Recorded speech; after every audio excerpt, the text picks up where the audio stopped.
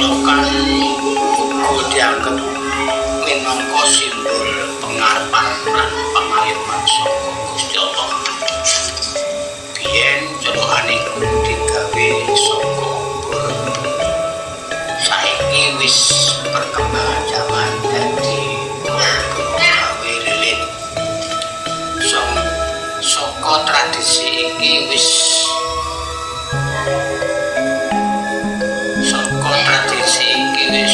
warga desa banjur gawe acara khusus saben taun kanggo ngramekake lan njaga warisan budaya iki supaya ora ilang katekan jaman saiki. Senajan cara gawe colokan ana owah-owahan nanging maknane tetep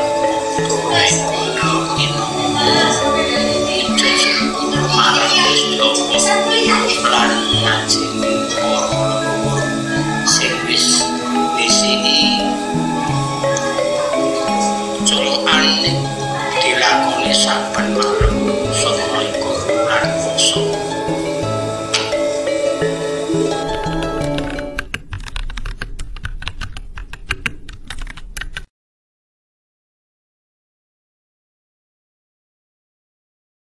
Tata laku utawa cara pelaksanaan tradisi colokan iki biasane diwiwiti saka sore utawa ame maghrib.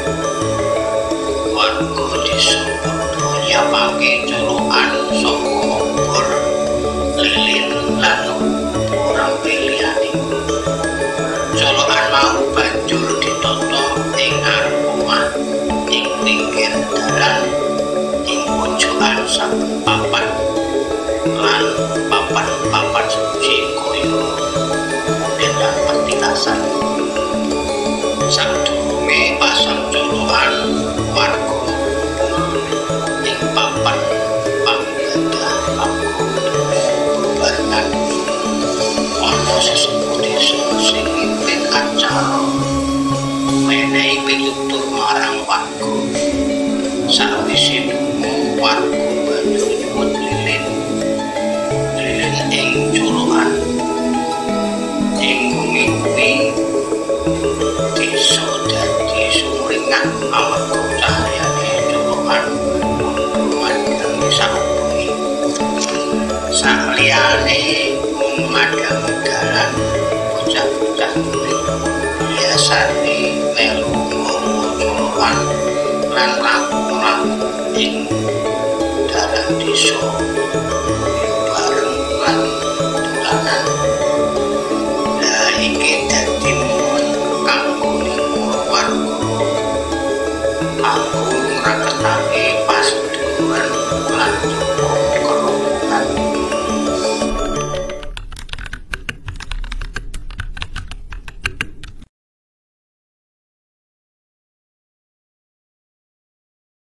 Ing tradisi colokan ana benang-benang rampe sing dadi colokan iku digawe saka korpring sing diopeni kain banjur dikai gas utawa yoran.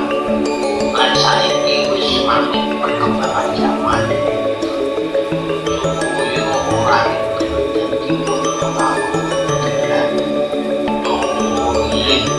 tapi sebagian ini yosek walau sing aku tradisi colokan iki dilakoni amarga warga tegepul kene percaya yen wayah manut yang berkoran dosa mohon utawa mbah-mbah sing wis balik kaki panjang darane.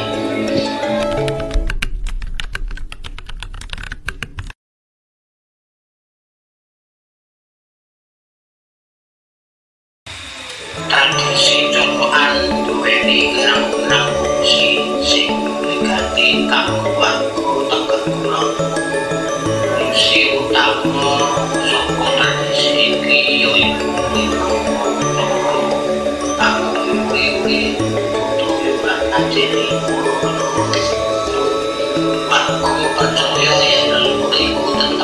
ngancani anak ini lan coba bisa aku yang mengambil usul keluarga antar generasi.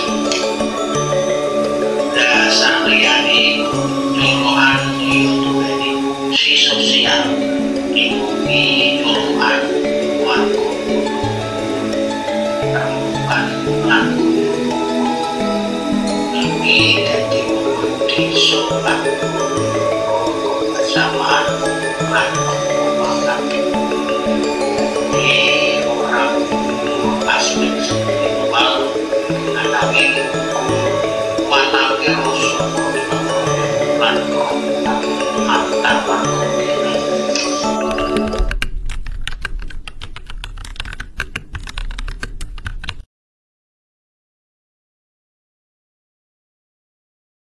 Saksuwene wektu tradisi colokan ngalami owah-owahan ing jaman biyen meh kabeh colokan digawe saka obor teko ring senti-senti angin gas utawa solar saiki wis akeh warga sing nggunakake amarga praktis lan manut perkembangan zaman.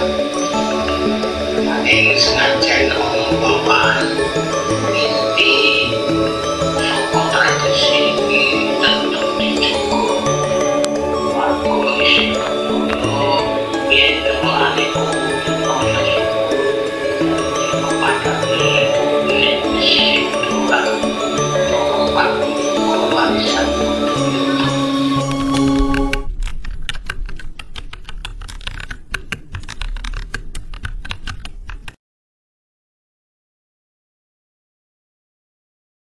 Kanggo njaga tradisi colokan supaya ora ilang warga desa murid-murid tradisi iki kanthi macam-macam salah sijine ngajak bocah-bocah enom kanggo melu gawe colokan lan delok langsung prosesi pasang colokan. Warga desa dhewe duweni tanggung jawab kanggo ngajari anak-anake supaya seneng lan ngopake tradisi iki. Kanthi cara koyo ngono generasi sadurunge